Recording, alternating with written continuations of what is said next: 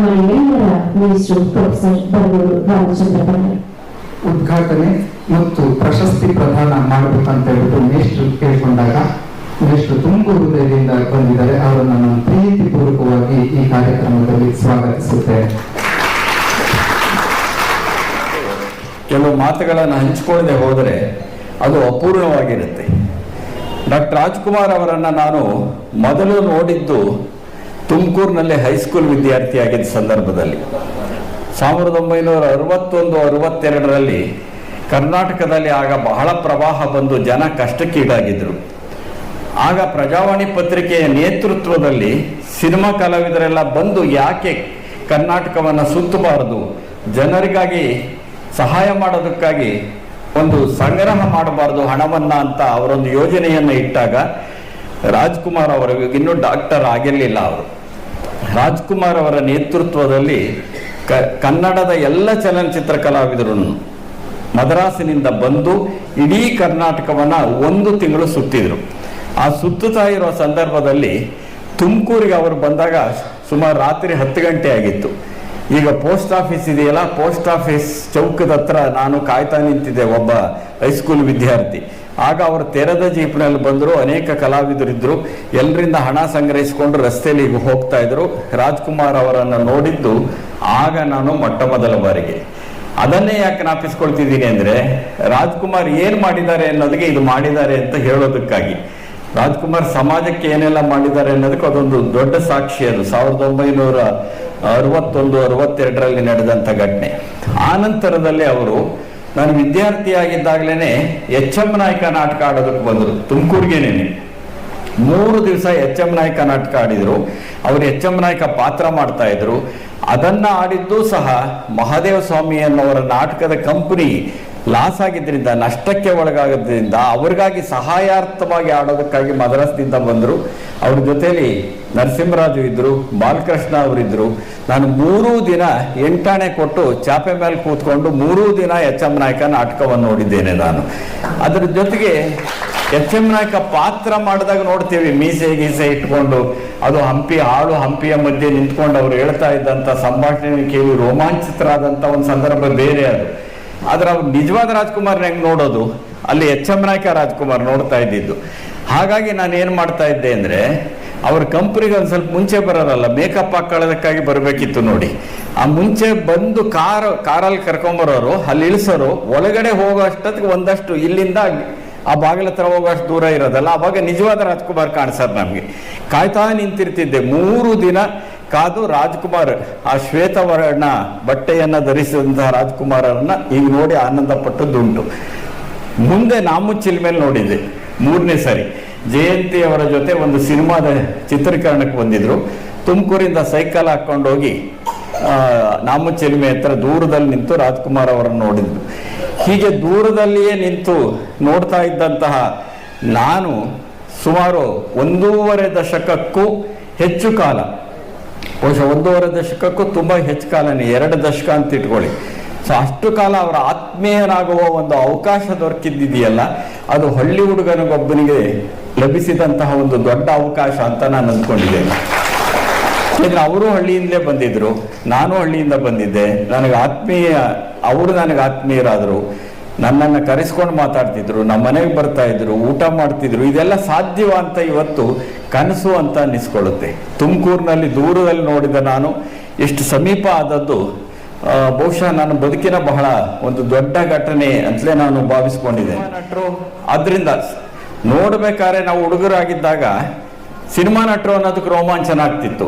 ಆದರೆ ರಾಜ್ಕುಮಾರ್ ಅವರ ಸಾಮೀಪ್ಯ ದೊರೆದಿದೆಯಲ್ಲ, ಕೇವಲ ಚಲನಚಿತ್ರ ಕಲಾವಿದರು ಅನ್ನುವಂಥ ಕಾರಣಕ್ಕಾಗಿ ಅಲ್ಲ. ಜನ ಯಾಕೆ ಅವರನ್ನು ಪ್ರೀತಿಸ್ತಾರೆ? ಇಷ್ಟು ವರ್ಷ ಆಯಿತು ಅವರು ನಮ್ಮನ್ನಗಲಿ, ಆದ್ರೆ ಇವತ್ತು ರಾಜ್ಕುಮಾರ್ ಅಂದಾಗ ಯಾಕೆ ಜನಗಳಿಗೆ ಒಂದು ರೀತಿ ರೋಮಾಂಚನ ಆಗುತ್ತೆ? ಇವತ್ತು ರಾಜ್ಕುಮಾರ್ ಅಂದಾಗ ಅವರ ಬಗೆಗೆ ಯಾಕೆ ಗೌರವ ಮೂಡುತ್ತೆ? ನಾನು 2 ಸಿನಿಮಾಗಳನ್ನು ನೋಡ್ಕೊಂಡು ಬೆಳೆದವನು. ಅನೇಕ ಸಿನಿಮಾ ನೋಡಿದ್ದೀನಿ. ಪ್ರಧಾನವಾಗಿ ತೆಲುಗಿನ ಎ ನಾಗೇಶ್ವರರಾವ್, ಕನ್ನಡದ ರಾಜ್ಕುಮಾರ್, ಇವರಿಬ್ಬರು ಸಿನಿಮಾಗಳನ್ನು ಹೆಚ್ಚು ನೋಡಿದ್ದೀನಿ ನಾನು. ಎಷ್ಟರ ಮಟ್ಟಿಗೆ ಅಂತ ಅಂದರೆ, ಕಾಫಿ ಕುಡಿಯಕ್ಕೆ ದುಡ್ಡು ಅಂತ ಏನಾದರೂ ನಮ್ಮ ಮನೆಯವರು ಕೊಟ್ಟಿದ್ರೆ ತುಮಕೂರಲ್ಲಿ ಓದ್ತಾ ಇರಬೇಕಾದ್ರೆ ಕಾಫಿನೂ ಕುಡಿದೆ, ಇಡ್ಲಿನೂ ತಿನ್ನದೇನೆ ಇವರಿಬ್ಬರು ಸಿನಿಮಾಗಳನ್ನು ನೋಡಿದ್ದು ಉಂಟು ನಾನು. ಅದಕ್ಕೆ ಬೇರೆ ಬೇರೆ ಕಾರಣಗಳಿದೆ. ಸಿನಿಮಾ ಅಂತ ನೋಡಿದವನು ಅದನ್ನ ಮೀರಿ ಬೆಳೆದ ವ್ಯಕ್ತಿತ್ವವನ್ನ ರಾಜ್ಕುಮಾರ್ ಅವರಲ್ಲಿ ಕಂಡೆ ನಾನು. ಇಲ್ಲಿದ್ರೆ ಜನ ಅಷ್ಟು ಪ್ರೀತಿಸೋಕೆ ಸಾಧ್ಯ ಇಲ್ಲ. ಕೇವಲ ಸಿನಿಮಾ ನಟ ಅನ್ನೋ ಕಾರಣಕ್ಕಾಗಿ ಅವರನ್ನು ಪ್ರೀತಿಸೋದಕ್ಕೆ, ಅವರನ್ನು ಗೌರವಿಸೋದಕ್ಕೆ, ಇಷ್ಟು ವರ್ಷಗಳ ಕಾಲ ನಿರಂತರವಾಗಿ ಅವರನ್ನು ನೆನಪಿನಲ್ಲಿ ಇಟ್ಕೊಳ್ಳೋದಕ್ಕೆ ಖಂಡಿತ ಸಾಧ್ಯ ಇಲ್ಲ. ಅವರು ಜನರನ್ನ ಗೌರವಿಸಿದರು, ಆದ್ರಿಂದ ಜನ ಅವರನ್ನು ಗೌರವಿಸಿದರು. ಯಾವತ್ತೂ ಒಬ್ಬ ಕಲಾವಿದ ಇರ್ತಾನಲ್ಲ, ಕಲಾವಿದರನ್ನ ಪೋಷಿಸುವ ಜನರನ್ನ ಗೌರವಿಸಬೇಕು, ಆಗ ಅವರು ಅವರನ್ನು ಗೌರವಿಸ್ತಾರೆ. ಈಗ ನಿಮಗೆಲ್ಲ ಗೊತ್ತಿದೆ, ರಾಜ್ಕುಮಾರ್ ಅವರು ಅಭಿಮಾನಿ ದೇವರುಗಳೇ ಅಂತ ಸಂಬೋಧನೆ ಮಾಡ್ತಾ ಇದ್ರು ಯಾರನ್ನ? ಜನಗಳನ್ನ. ಅಂದ್ರೆ ಅವರು ದೇವರನ್ನ ಕಂಡಿದ್ದು ಯಾರಲ್ಲಿ? ಜನರಲ್ಲಿ ದೇವರನ್ನ ಕಂಡ್ರು. ಅಭಿಮಾನಿ ದೇವರುಗಳೇ ಅಂತ ಹೇಳೋದ್ರ ಮುಖಾಂತರವಾಗಿ. ಅದಕ್ಕೂ ಒಂದು ಬಹಳ ಮುಖ್ಯವಾದ ಘಟನೆ ಇದೆ, ಅದನ್ನ ಹಂಚ್ಕೊಳ್ಳೋಕೆ ಇಷ್ಟಪಡ್ತೇನೆ. ಯಾಕಾಗ ಅನ್ನಿಸ್ತು ಅವರಿಗೆ ಅಂತ. ಎನ್ ಟಿ ರಾಮರಾವ್ ಅವರು ಆಂಧ್ರ ಪ್ರದೇಶದ ಮುಖ್ಯಮಂತ್ರಿ ಆಗಿದ್ದಂತಹ ಸಂದರ್ಭದಲ್ಲಿ ತಿರುಪತಿ ಟ್ರಸ್ಟಿ ಇವರನ್ನ ಮತ್ತು ರಜನಿಕಾಂತ್ ಅವರನ್ನ ಟ್ರಸ್ಟಿಗಳನ್ನಾಗಿ ಮಾಡ್ತಾರೆ. ಆ ಟ್ರಸ್ಟಿನ ಒಂದು ಸಭೆಗೆ ಇವರು ಹೋಗಿರ್ತಾರೆ. ತಿರುಪತಿಯಲ್ಲೇ ನಡೆಯುತ್ತೆ ಅದು. ಆ ತಿರುಪತಿಯಲ್ಲಿ ನಡೆದಂತಹ ಟ್ರಸ್ಟಿನ ಸಭೆಯ ನಂತರ ಇವರು ದೇವಸ್ಥಾನಕ್ಕೆ ಹೋಗಿ ಅಲ್ಲಿರುವ ವೆಂಕಟೇಶ್ವರ ದರ್ಶನವನ್ನ ಪಡಿಬೇಕು ಅಂತ ಇಚ್ಛೆ ಪಡ್ತಾರೆ. ಅವರು ಇಚ್ಛೆ ಪಟ್ರೆ ಯಾರು ಬೇಕಾದ್ರೂ ಸೀದಾ ಗರ್ಭಗುಡಿ ಕರ್ಕೊಂಡು ಹೋಗ್ಬಿಡ್ತಾರೆ, ಯಾಕೆಂದ್ರೆ ಅಷ್ಟು ಪ್ರಸಿದ್ಧರಾಗಿದ್ರು, ಟ್ರಸ್ಟ್ ಅಲ್ಲಿ ಇದ್ರು, ಎಲ್ಲ ಸರಿ. ಆದ್ರೆ ಇವರೇನ್ ಮಾಡ್ತಾರೆ, ಹೋಗಿ ಎಲ್ಲ ಸಾಮಾನ್ಯ ಜನ ಕ್ಯೂ ನಿಂತಿರ್ತಾರಲ್ಲ, ಆ ಕ್ಯೂನಲ್ಲಿ ನಿಂತ್ಕೊಂಡಿರ್ತಾರೆ ರಾಜ್ಕುಮಾರ್ ಅವರು. ನನ್ ನಿಜವಾಗೂ ಭಕ್ತಿ ಇರೋದೇ ಆದ್ರೆ ನಾನು ಎಲ್ಲರಂತೆ ಸಾಮಾನ್ಯನ ರೀತಿಯಲ್ಲಿ ಹೋಗಬೇಕು ಅಂತ ಹೇಳಿ, ಆ ಅರ್ಥದಲ್ಲಿ ಅವರು ಭಕ್ತಿ ಪಂಥದ ಅನೇಕ ವಿಚಾರಗಳನ್ನ ಅಂತರ್ಗತ ಮಾಡ್ಕೊಂಡವರು. ಯಾವಾಗ ಕ್ಯೂನಲ್ಲಿ ನಿಂತಿರ್ತಾರೋ ಅಲ್ಲಿ ಬರ್ತಾ ಇದ್ದಂತಹ ಜನ ಇವರನ್ನು ನೋಡ್ಬಿಟ್ಟು, ಏನ್ ಸರ್ ನೀವು ಇಲ್ಲಿ ನಿಂತಿದ್ದೀರಿ, ನೀವು ನೋಡಿ ದೇವ್ರು ನೋಡ್ದಂಗಾಯ್ತು ಸರ್ ಅಂತಿದ್ರಂತೆ. ಎಲ್ರು ನಿಮ್ಮನ್ನ ನೋಡಿ ದೇವ್ರು ನೋಡ್ದಂಗಾಯ್ತು ಅಂತಿದ್ರಲ್ಲ. ಅದಕ್ಕೆ ರಾಜ್ಕುಮಾರ್ಗೆ ಅನ್ನಿಸ್ತಂತೆ, ಇವ್ರು ನನ್ನಲ್ಲಿ ದೇವ್ರು ನೋಡ್ತೀವಿ ಅಂತ ಹೇಳ್ತಿದಾರಲ್ಲ, ನನ್ನನ್ನ ದೇವ್ರು ನೋಡ್ದಾಗಾಯ್ತು ಅನ್ನೋರು ಇವರೇ ನಿಜವಾದ ದೇವರು ನನಗೆ ಅಂತ ಅನ್ನಿಸ್ತಾರೆ. ಸೊ ಹೀಗೆ ಅವರು ಜನಗಳಲ್ಲಿ ಇವರು ನನ್ನ ನಿಜವಾದ ದೇವರು ಅಂತ ಗುರುತಿಸಿದ್ದಷ್ಟೇ ಅಲ್ಲ, ಅವ್ರಿಗೆ ಕರ್ನಾಟಕ ರತ್ನ ಪ್ರಶಸ್ತಿ ಪ್ರದಾನ ಮಾಡಿದಾಗ ವಿಧಾನಸೌಧದ ಮುಂದೆ, ಆ ಸಂದರ್ಭದಲ್ಲಿ ನಾನು ಕರ್ನಾಟಕ ಸಾಹಿತ್ಯ ಅಕಾಡೆಮಿಯ ಅಧ್ಯಕ್ಷ ಆಗಿದ್ದೆ, ನಾನೇ ಅವರಿಗೆ ಪ್ರಶಸ್ತಿ ಪತ್ರವನ್ನು ಬರೆದಂಥವನು. ಆ ಪ್ರಶಸ್ತಿಯನ್ನು ಸ್ವೀಕಾರ ಮಾಡುವ ದಿನ ಮೊಟ್ಟ ಮೊದಲ ಬಾರಿಗೆ ಅವರು ಅಭಿಮಾನಿ ದೇವರುಗಳೇ ಅನ್ನೋ ಪದವನ್ನು ಬಳಸಿದ್ದು ಅವರು. ಅವತ್ತಿನಿಂದ ಇವತ್ತಿನವರೆಗೆ ಅಭಿಮಾನಿ ದೇವರುಗಳೇ ಅಂತ ಅವರು ಹೇಳಿಕೊಂಡೇ ಬಂದಿದ್ದಾರೆ. ಇದು ಅವರ ವಿಶೇಷ. ಅಂದ್ರೆ ಅಭಿಮಾನಿ ಜನರಲ್ಲಿ ಯಾರು ತನ್ನನ್ನು ಇಷ್ಟಪಡ್ತಾರೋ ಆ ಇಷ್ಟಪಡ್ತಕ್ಕಂಥವರು ನಿಜವಾದ ಅರ್ಥದಲ್ಲಿ ನನಗೆ ದೇವರು ಅಂತ ಭಾವಿಸ್ಕೊಂಡ್ರು. ಅವರಲ್ಲಿ ದೇವರನ್ನ ಕಾಣೋದಕ್ಕೆ ಶುರು ಮಾಡಿದ್ರಲ್ಲ, ಅದಷ್ಟೇ ಅಲ್ಲ, ನನಗೆ ಅವರ ಬಗೆಗೆ ಇರುವ ನಿಜವಾದ ಗೌರವ ಯಾವುದು ಅಂದ್ರೆ, ಈ ದೇಶದ ಸನ್ನಿವೇಶವನ್ನು ನೀವು ಯೋಚನೆ ಮಾಡಿ. ಯಾರಾದ್ರೂ ಸಾಮಾಜಿಕವಾಗಿ ಬಹಳ ಬಲಾಢ್ಯವಾದಂಥ ವಲಯದಲ್ಲಿ ಹುಟ್ಟಿಂದೇ ಇರ್ತಕ್ಕಂಥವ್ರಿದ್ರೆ ಅವ್ರಿಗೆ ಯಾಕೆ ಸಮಾಜ ಗೌರವ ಕೊಡುತ್ತೆ? ಯಾರಿಗೆ ಕೊಡೋದಿಲ್ಲ. ಇನ್ನೂ ನಿಮಗೆ ಬಿಡಿಸಿ ಹೇಳ್ಬೇಕಾದ್ರೆ ಈ ದೇಶದಲ್ಲಿ ಜಾತಿ ಪ್ರಬಲವಾಗಿದೆ. ಆಮೇಲೆ ಆರ್ಥಿಕ ಶಕ್ತಿ ಇದೆಯಲ್ಲ, ಅದು ನಮ್ಮನ್ನ ಆಳ್ತಾ ಹೋಗುತ್ತೆ. ಇನ್ನು ಶಿಕ್ಷಣ ಇದೆಯಲ್ಲ, ಅದು ಬಹಳ ಮುಖ್ಯ ಆಗಿರುತ್ತೆ ನಮಗೆ. ಆದರೆ ಡಾಕ್ಟರ್ ರಾಜ್ಕುಮಾರ್ ಅವರು ಓದಿದ್ದು ಕೇವಲ 3ನೇ ತರಗತಿ. ಅಂದರೆ ಕ್ರಮಬದ್ಧ ಶಿಕ್ಷಣ ಇದೆಯಲ್ಲ, ಅದರ ಬಲಾಢ್ಯತೆ ಅವ್ರಿಗಿರ್ಲಿಲ್ಲ. ಸಾಮಾಜಿಕ ಬಲಾಢ್ಯತೆ ಇರಲಿಲ್ಲ, ಆರ್ಥಿಕ ಬಲಾಢ್ಯತೆ ಇರಲಿಲ್ಲ. ಸಾಮಾಜಿಕವಾಗಿ, ಆರ್ಥಿಕವಾಗಿ, ಶೈಕ್ಷಣಿಕವಾಗಿ ಹಿಂದುಳಿದಿರ್ತಕ್ಕಂಥವರೊಬ್ಬರು ಇಷ್ಟು ದೊಡ್ಡ ಸಾಧನೆಯನ್ನ ಮಾಡೋದಿದೆಯಲ್ಲ, ಅದು ಅದ್ಭುತವಾದಂಥ ಒಂದು ಸಾಮಾಜಿಕ ಸಾಧನೆ ಅಂತ ನಾನು ಭಾವಿಸ್ಕೊಂಡಿದ್ದೇನೆ. ಕೇವಲ ಸಿನಿಮಾ ಸಾಧನೆ ಅಲ್ಲ ಅದು. ಅಂಥದ್ದೊಂದು ದೊಡ್ಡ ಸಾಧನೆ ಮಾಡಕ್ ಸಾಧ್ಯ ಆಯ್ತಲ್ಲ ಈ ದೇಶದೊಳಗಡೆ ಅನ್ನೋ ಕಾರಣಕ್ಕಾಗಿ ನಾನು ಕೇವಲ ಸಿನಿಮಾ ನಟ ಅಲ್ಲ, ಇಂಥದ್ದೊಂದು ದೊಡ್ಡ ಸಾಧನೆ ಮಾಡೋದು ಬಹಳ ಕಷ್ಟ ಈ ದೇಶದಲ್ಲಿ. ಅಂಥ ಸಾಧನೆ ಮಾಡಿದ ಒಬ್ಬ ಸಾಮಾಜಿಕ ಸಾಧಕ ಇವರು ಅನ್ನೋ ಕಾರಣಕ್ಕಾಗಿ ಅವ್ರ ಬಗ್ಗೆ ನನಗೆ ವಿಶೇಷವಾದಂತಹ ಗೌರವ ಇದೆ. ಅವರು ಸುಖ ಸುಮ್ಮನೆ ಬೆಳೆದು ಬಿಟ್ರ? ರಾಜ್ಕುಮಾರ್ ನಿಜವಾಗೂ ಬೆಳೆದಿಲ್ಲ. ಅವರು ಹೊಸದಾಗಿ ಮದ್ರಾಸ್ಗೆ ಹೋದಾಗ ಅವ್ರ ಜೊತೆಯಲ್ಲಿ ಅಭಿನಯ ಮಾಡ್ತಾ ಇದ್ದಂಥವ್ರು ಬಾಯಲ್ಲಿ ಮುತ್ತರಾಜ್ ಕೂತ್ಕೋ ಅಂತ ಹೇಳಿ ಕುರ್ಚಿ ತೋರಿಸ್ಬಿಟ್ಟು ಕುರ್ಚಿ ಎಳೆದ ಅವಮಾನ ಮಾಡಿದ್ದುಂಟು ಇವರಿಗೆ. ಅನೇಕ ಅವಮಾನಗಳನ್ನು ಸಹಿಸಿದ್ದಾರೆ, ವೃತ್ತಿಯ ಅವಮಾನಗಳನ್ನು ಸಲ್ಲಿಸಿದ್ದಾರೆ, ಸಾಮಾಜಿಕ ಅವಮಾನಗಳನ್ನು ಸಹಿಸಿದ್ದಾರೆ. ಅವರು ಕನ್ನಡದ ಮೊಟ್ಟ ಮೊದಲ ವರ್ಣಚಿತ್ರಕ್ಕೆ ನಾಯಕನಾಗಿ ಆಯ್ಕೆಯಾಗಿದ್ದಂಥವರು ಡಾಕ್ಟರ್ ರಾಜ್ಕುಮಾರ್ ಅವರು. ಆದರೆ ಅವರಿಗೆ ಮೇಕಪ್ ಹಾಕಿ ಅವರನ್ನು ಮನೆಗೆ ವಾಪಸ್ ಕಳಿಸ್ತಾರೆ. ಅಷ್ಟೊತ್ತಿಗೆ ಸ್ಟಾರ್ ಅವರು 1962 ಇಸ್ವಿ ಅಷ್ಟೊತ್ತಿಗೆ ಬಹಳ ದೊಡ್ಡ ಸ್ಟಾರ್ ಆಗಿದ್ರು ಅವರು, ತಾರಾಮೌಲ್ಯ ಇತ್ತು. ಅಂಥ ತಾರಾಮೌಲ್ಯ ಇದ್ದಾಗ ಅವ್ರಿಗೆ ಮೇಕಪ್ ಹಾಕಿ ನಿನಗಿಲ್ಲ ಪಾತ್ರ ಅಂತ ನಿರ್ದೇಶಕರು ನಿರ್ಮಾಪಕರು ನೇರವಾಗಿ ಹೇಳದೆ ಮೇಕಪ್ ಮ್ಯಾನ್ ಇಂದ ಹೇಳಿಸಿ ಅವ್ರನ್ನ ಕಳಿಸಿದಾಗ ಮನಗೋಗೋದಕ್ಕೆ ಅವರು ಮೌಂಟ್ ರೋಡ್ ಅಂತ ಕರೀತಿದ್ರು ಆಗ, ಈಗ ಅಣ್ಣ ಸಲಹೆ ಅಂತಾರೆ. ಅಲ್ಲಿ ಒಬ್ಬ ಅವರ ಬಂಧು ಇರ್ತಾರೆ ಸುಧಾಕರ್ ಅಂತ ಹೇಳಿ, ಸಿಂಡಿಕೇಟ್ ಬ್ಯಾಂಕ್ ಅಲ್ಲಿ. ಅಲ್ಲಿಗೆ ಸೀದಾ ನಡ್ಕೊಂಡು ಹೋಗಿ ಆ ಸುಧಾಕರ್ ಹತ್ರ ದುಡ್ಡಿಸ್ಕೊಂಡು ಆಟೋದಲ್ಲಿ ಮನೆಗೆ ಹೋಗ್ತಾರೆ. ಯಾಕೆಂದ್ರೆ ಅವ್ರು ದುಡ್ಡು ಇಟ್ಕೊಳ್ತಿರ್ಲಿಲ್ಲ. ಇಂಥ ಅವಮಾನವನ್ನು ಸಗಣಪದ ನಿರ್ದೇಶಕರು ಅವರು ರಾಜ್ಕುಮಾರ್ ಅವ್ರಿಗೆ ಹೇಳ್ತಾರೆ, ನೋಡಪ್ಪ ಇನ್ನೊಬ್ಬ ನಾಯಕ ಮಾಡ್ತಿದ್ದೀನಿ, ಇನ್ನೊಂದು ಪಾತ್ರ ಇದೆ ಮಾಡ್ತೀಯಾ?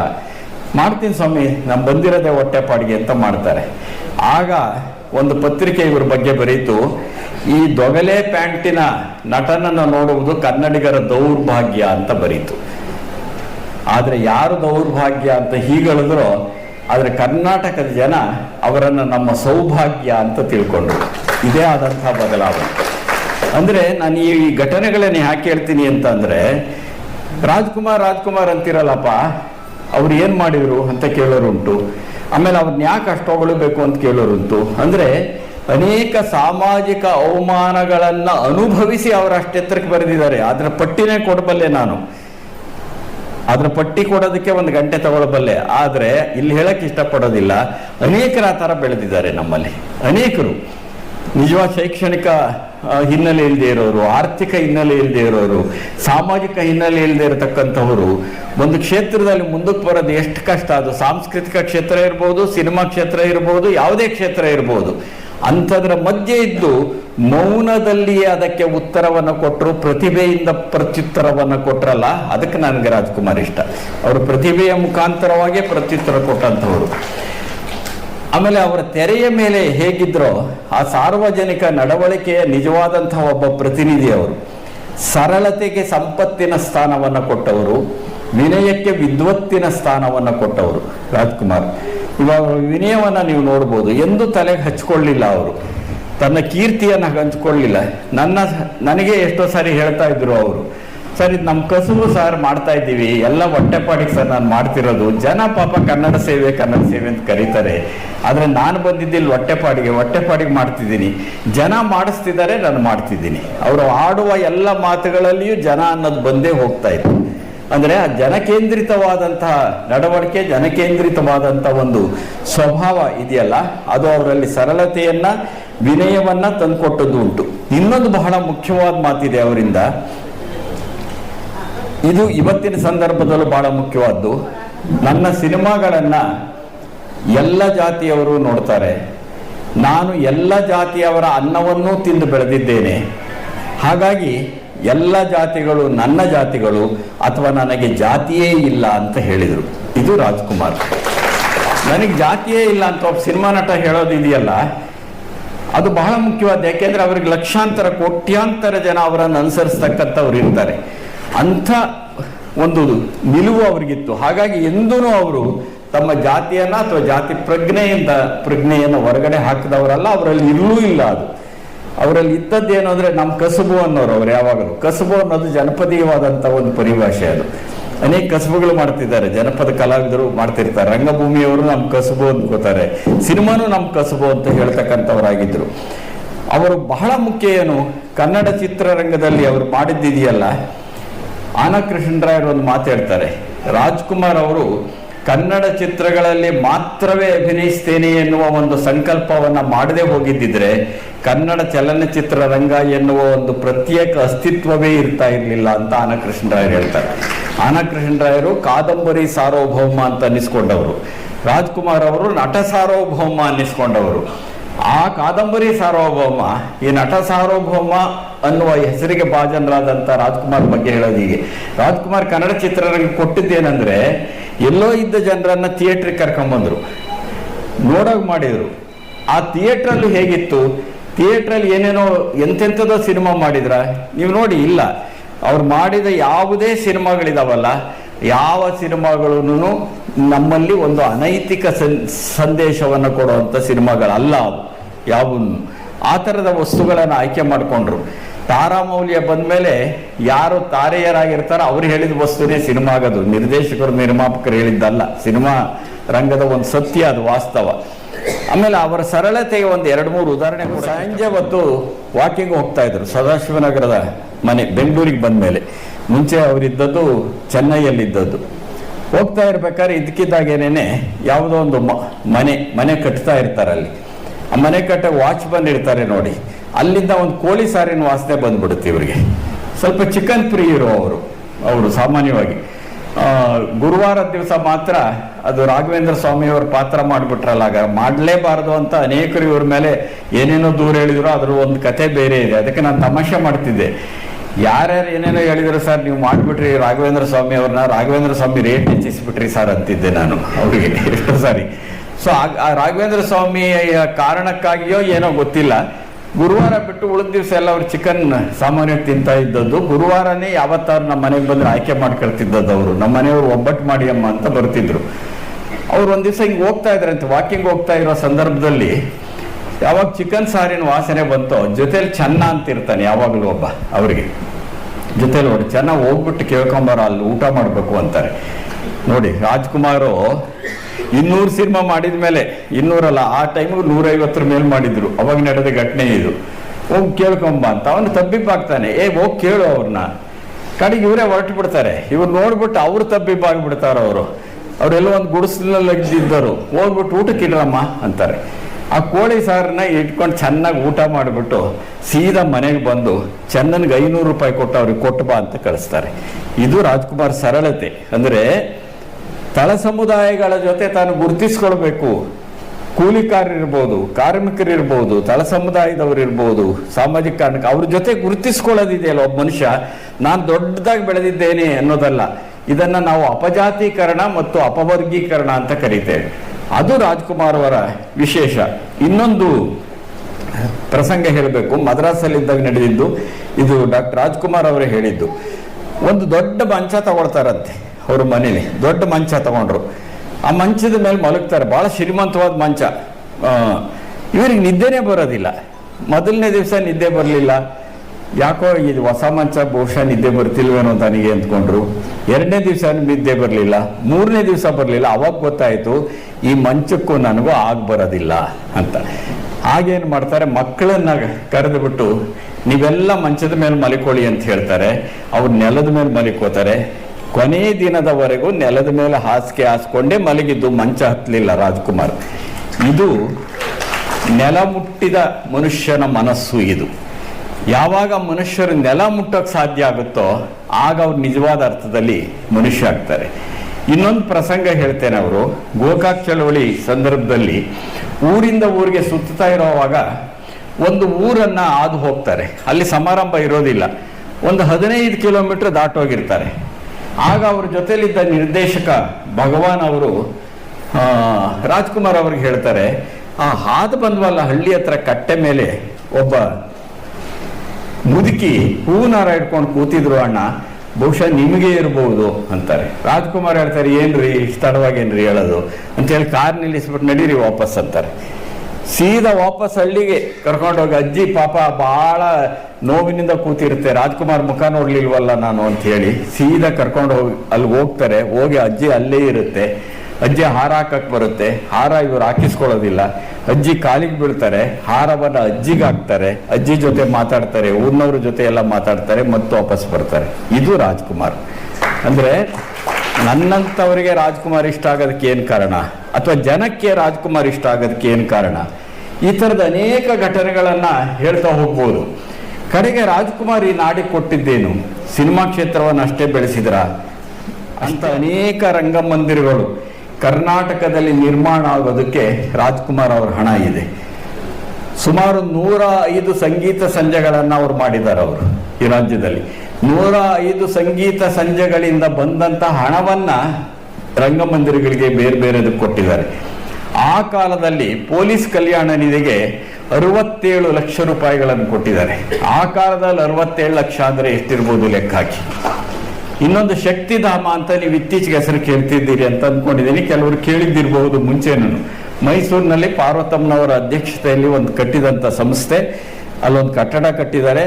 ಬೀದಿಗೆ ಬಿದ್ದ ಹೆಣ್ಣು ಮಕ್ಕಳಿಗೆ ಆಶ್ರಯ ಕೊಡ್ತಕ್ಕಂಥ ಒಂದು ಸಂಸ್ಥೆ ಶಕ್ತಿಧಾಮ. ಅದಕ್ಕೆ ಅವರ ಹಾಡಿನಿಂದ ಬಂದಂತ ಎಲ್ಲ ಹಣವನ್ನು ಕೊಟ್ಟಿದ್ದಾರೆ. ಅಷ್ಟೇ ಅಲ್ಲ, ಒಟ್ಟಿಗೆ ಸೇರಿಸಿ ರಾಜ್ಕುಮಾರ್ ಅವರು ಇರುವವರೆಗೆ 45 ಲಕ್ಷ ರೂಪಾಯಿಗಳ ಹಣವನ್ನ ಶಕ್ತಿಧಾಮಕ್ಕೆ ಕೊಟ್ಟಿದ್ದಾರೆ. ಇವತ್ತು ಸುಮಾರು 106 ಅನಾಥ ಮಕ್ಕಳಿಗೆ ಆಶ್ರಯ ಆಗಿದೆ. ಬೀದಿಗೆ ಬಿದ್ದ ಹೆಣ್ಣು ಮಕ್ಕಳು ಅಷ್ಟೇ ಅಲ್ಲ, ಅನೇಕ ಅನಾಥ ಮಕ್ಕಳಿಗೆ ಆಶ್ರಯ ಆಗಿರೋದನ್ನು ನಾವು ನೋಡ್ತೇವೆ. ಅಲ್ಲಿ ನೇತ್ರದಾನಕ್ಕೆ ಬಿಡದಿ ಹತ್ರ ಒಂದು ವ್ಯಾನ್ ಇಟ್ಟಿದ್ದಾರೆ. ಸುತ್ತಮುತ್ತ ಯಾರಿಗೆ ತೊಂದರೆ ಆದರೂ ಕರ್ಕೊಂಡ್ ಬರ್ತಾರೆ. ಸುಮಾರು 1000ಕ್ಕೂ ಹೆಚ್ಚು ಜನರಿಗೆ ನೇತ್ರವನ್ನ ಅವರ ಸಂಸ್ಥೆ ಕೊಡು ಮಾಡಿದೆ. ಯಾಕೆಂದ್ರೆ ಡಾಕ್ಟರ್ ರಾಜ್ಕುಮಾರ್ ಅವರ ಸರ್ಕಾರದ ಟ್ರಸ್ಟು ಮತ್ತು ಮನೆಯವರ ಟ್ರಸ್ಟು ಎರಡರಲ್ಲೂ ನಾನು ಇರೋದ್ರಿಂದ ಈ ವಿವರಗಳು ನನಗೆ ಚೆನ್ನಾಗಿ ಗೊತ್ತಿದೆ. 1968ರಲ್ಲಿ ಅವರು 100 ಸಿನಿಮಾಗಳನ್ನು ಮಾಡಿದಾಗ ಒಂದು ವಿದ್ಯಾರ್ಥಿ ನಿಧಿಯನ್ನು ಸ್ಥಾಪನೆ ಮಾಡ್ತಾರೆ. ಅದರ ಫಲವಾಗಿ ಬೆಂಗಳೂರು ವಿಶ್ವವಿದ್ಯಾಲಯದಲ್ಲಿ ಕನ್ನಡದಲ್ಲಿ MA ಪ್ರಥಮ ಬಂದವರಿಗೆ ಚಿನ್ನದ ಪದಕ ಇದೆ. ಕರ್ನಾಟಕ ವಿಶ್ವವಿದ್ಯಾಲಯ ಚಿನ್ನದ ಪದಕ ಇದೆ. ಕೃಷಿ ವಿಶ್ವವಿದ್ಯಾಲಯದಲ್ಲಿ ಚಿನ್ನದ ಪದಕ ಇದೆ. ಹೀಗೆ ಅನೇಕವನ್ನ ಹೇಳ್ತಾ ಹೋಗ್ಬೋದು. ಅವರಿಗೆ ದಾದಾ ಪಾಲ್ಕೆ ಪ್ರಶಸ್ತಿ ಬಂತಲ್ಲ, ಅದರಿಂದ ಬಂದಂತ 1 ಲಕ್ಷ ರೂಪಾಯಿಗಳನ್ನ ಕನ್ನಡ ಸಾಹಿತ್ಯ ಪ್ರಶಸ್ತಿ ಕೊಡ್ತಾರೆ. ಅವರು ಏನಾದ್ರು ಮಾಡಿ ಅಂತ. ಅವ್ರು ಎಷ್ಟೋ ವರ್ಷಗಳ ಕಾಲ ಏನೂ ಮಾಡಿರೋದಿಲ್ಲ. ಪುಡ್ಲಿಕ್ ಹಾಲಪ್ಪಿ ಅವರು ಅಧ್ಯಕ್ಷರಾದಾಗ ನನಗೆ ಹೇಳಿದರು, ಸರ್ 1 ಲಕ್ಷ ಇಟ್ಕೊಂಡು ಏನೂ ಮಾಡೋಕ್ಕಾಗಲ್ಲ, ಅದರ ಬಡ್ಡಿಲಿ ಏನಾದರೂ ಮಾಡಬೇಕಲ್ಲ ಸರ್ ನೀವು ಅಂತ. ಆಗ ರಾಜ್ಕುಮಾರ್ ಅವರು ಇರಲಿಲ್ಲ, ಪಾರ್ವತಮ್ಮನವರಿದ್ದರು, ಪುನೀತ್ ಇದ್ದರು, ಶಿವಣ್ಣ, ರಾಘಣ್ಣ ಎಲ್ಲ. ಅವ್ರ ಹತ್ರ ಪ್ರಸ್ತಾಪ ಮಾಡಿದೆ. ಅವರು ಏನು ಮಾಡಬೇಕು, ಮಾಮ ಅಂತ ಕರೀತಾರೆ ನನ್ನ ಕೆಲವರು. ಅವರಲ್ಲಿ ನೀವೊಂದು 4 ಲಕ್ಷ ರೂಪಾಯಿ ಜೊತೆ ಕೊಡಿ, ಏನಾದರೂ ಒಂದು ಪ್ರಶಸ್ತಿ ಕೊಡಲಿ ಅವರು ಒಂದೇ. 4 ಲಕ್ಷ ರೂಪಾಯಿಯನ್ನು ನನ್ನ ಮನೆಗೆ ಕಳಿಸ್ಕೊಟ್ರು ಅವರು, ಚೆಕ್ಕನ್ನು. ಆದರೆ ಅವ್ರು ಒತ್ತಾಯ ಮಾಡಿದೆ, ಈ ಚೆಕ್ಕನ್ನು ಪರಿಷತ್ತಿಗೆ ಹೋಗಿ ಕೊಡೋಣ, ಪತ್ರಿಕೆಯವ್ರನ್ನ ಕರೆಯೋಣ, ಬೇರೆ ಬೇರೆ ಮಾಧ್ಯಮದವ್ರು ಕರೆಯೋಣ ಅಂದ್ರೆ ಅದಕ್ಕೆ ಒಪ್ಪಲೇ ಇಲ್ಲ ಅವರು. ಇಲ್ಲ ನೀವೇ ತಗೊಂಡೋಗಿ ಚೆಕ್ ಕೊಡಿ ಅಂತ ಅಂದ್ರು. ಈ ಘಟನೆ ಯಾಕೆ ಹೇಳ್ತಿದ್ದೀನಿ ಅಂದ್ರೆ, ಅವರು ಮಾಡಿದ ಸಹಾಯವನ್ನ ಎಂದು ಹೇಳ್ಕೊಂಡಂತವರಲ್ಲ ಅವರು. ಅವ್ರದ್ದೇನೋ ಒಂದು ನಂಬಿಕೆ ಇತ್ತು, ಬಲಗೈಯಲ್ಲಿ ಕೊಟ್ಟಿದ್ದು ಎಡಗೈಯಲ್ಲಿ ಗೊತ್ತಾಗಬಾರ್ದು ಅನ್ನೋದೊಂದು ನಂಬಿಕೆ. ಅಂಥದ್ದು ಅನೇಕ ಸಹಾಯಗಳನ್ನು ನಿರಂತರವಾಗಿ ಮಾಡ್ತಾ ಬಂದಿದ್ದಾರೆ. ತಮ್ಮ ಚಿತ್ರರಂಗದವರ ಕಷ್ಟದಲ್ಲಿದ್ದಾಗ ಮಗಳ ಮದುವೆಗೆ ಅಂತ ಹೇಳಿಬಿಟ್ಟು ಅವರು ನಾಟಕ ಆಡಿ ಅಥವಾ ಯಾವುದೋ ಒಂದು ಸಹಾಯಾರ್ಥವಾಗಿ ಏನೋ ಹಣ ಕೊಟ್ಟಿರೋದುಂಟು. ಸಹ ಕಲಾವಿದರಿಗೆ ಅನೇಕರಿಗೆ ಸಹಾಯ ಮಾಡಿರೋದುಂಟು. ಅವ್ರ ಮನೆಯಲ್ಲಿ ಅವರಿಗೆ ಯಾರು ಡ್ರೈವರ್ ಇದ್ದ ಅವನಿಗೆ ಮನೆ ಕಟ್ಟಿಸಿಕೊಟ್ಟಿರೋದು ಉಂಟು. ಇಂಥ ಅನೇಕ ಪ್ರಸಂಗಗಳಿವೆ. ಹಾಗಾಗಿ ರಾಜ್ಕುಮಾರ್ ಒಬ್ಬ ಅಪ್ಪಟ ಮನುಷ್ಯನಾಗಿ ಬಹಳ ಮುಖ್ಯವಾದಂಥ ವ್ಯಕ್ತಿ. ಅವರು ಒಬ್ಬ ಸಿನಿಮಾ ಕಲಾವಿದರಾಗಿ ಬಿಡಿ, ಅವರ ಪ್ರತಿಭೆಗೆ ಸರಿಸಾಟಿಯಾಗಿರ್ತಕ್ಕಂಥವ್ರು, ಅವರಷ್ಟು ವೈವಿಧ್ಯಮಯವಾದಂಥ ಪಾತ್ರವನ್ನ ಮಾಡಿದಂಥವ್ರು ಭಾರತದಲ್ಲಿ ಯಾರೂ ಇಲ್ಲ ಅವರು. ಆಮೇಲೆ ಎಲ್ಲೋ ಹುಟ್ಟಿ ಇಷ್ಟೆತ್ತರಕ್ಕೆ ಬೆಳೆದವರು ಇನ್ನೊಬ್ಬರಿಲ್ಲ, ಅದನ್ನು ನಾವು ನೆನ್ಪಿಟ್ಕೊಳ್ಬೇಕು. ಆ ಪ್ರತಿಭೆ ಇದೆಯಲ್ಲ, ಅದಕ್ಕೆ ಸಾಟಿ ಇಲ್ಲ. ಆ ಥರ ಎಲ್ಲ ರೀತಿಯ ಪಾತ್ರ ಮಾಡಿದ್ದಾರೆ, ಅದು ಬೇರೆ ವಿಷಯ. ಅದರ ಜೊತೆಗೆ ಒಬ್ಬ ಅಪ್ಪಟ ಮನುಷ್ಯರಾಗಿ ಜನಗಳ ಜೊತೆ ಗುರುತಿಸಿಕೊಂಡು ಜನರನ್ನ, ತನ್ನನ್ನ ಇಷ್ಟಪಟ್ಟ ಜನರು ತನ್ನ ದೇವರು ಅಂತ ಭಾವಿಸ್ಕೊಂಡು ಬದುಕಿದ್ದಿದೆಯಲ್ಲ, ಅದು ಬಹಳ ವಿಶೇಷವಾದ್ದು ಅಂತ ಅಂದ್ಕೊಂಡಿದ್ದೇನೆ. ಹಾಗಾಗಿ ರಾಜ್ಕುಮಾರ್ ಯಾಕೆ ನಮಗೆ ಮುಖ್ಯ ಆಗ್ತಾರೆ ಅಥವಾ ಅಂಥವ್ರು ಯಾಕೆ ಮುಖ್ಯ ಆಗ್ತಾರೆ ಅನ್ನೋದಿದೆಯಲ್ಲ, ಅದೊಂದು ವಿಶೇಷವಾದಂಥ ಆಯಾಮ. ಅದು ಸಾಮಾಜಿಕ ಸಾಧಕ ಮತ್ತು ಸಾಂಸ್ಕೃತಿಕ ರೂಪಕ. ಅವರು ಒಂದು ಸಾಂಸ್ಕೃತಿಕ ರೂಪಕವಾಗಿ, ಸಾಮಾಜಿಕ ಸಾಧಕರಾಗಿ ನಮ್ಮ ನಡುವೆ, ನಮ್ಮೊಳಗಡೆ ಯಾವತ್ತೂ ಜೀವಂತವಾಗಿರ್ತಾರೆ. ಇವತ್ತು ಈ ಸಮಾರಂಭದ ವೇದಿಕೆ ಮತ್ತೆ ಮತ್ತೆ ಅವರನ್ನು ಜ್ಞಾಪಿಸ್ಕೊಳ್ಳೋದಕ್ಕೆ, ನಮ್ಮ ಮನಸ್ಸಿನೊಳಗಡೆ ಬದುಕಿಸ್ಕೊಳ್ಳೋದಕ್ಕೆ ಕಾರಣ ಆಗಿದೆ. ಅದಕ್ಕಾಗಿ ಮತ್ತೊಮ್ಮೆ ಸಂಘಟಕರನ್ನ ಮತ್ತು ಪ್ರಶಸ್ತಿ ಪಡೆದಂಥವರನ್ನ, ಸಾಧಕರನ್ನ, ಅವರೆಲ್ಲರನ್ನೂ ಅಭಿನಂದಿಸಿ ನಾನು ಕೆಲವು ಮಾತುಗಳನ್ನು ಮುಗಿಸ್ತೇನೆ. ಕೇಳಿದ ನಿಮಗೆ ನನ್ನ ನಮಸ್ಕಾರಗಳು.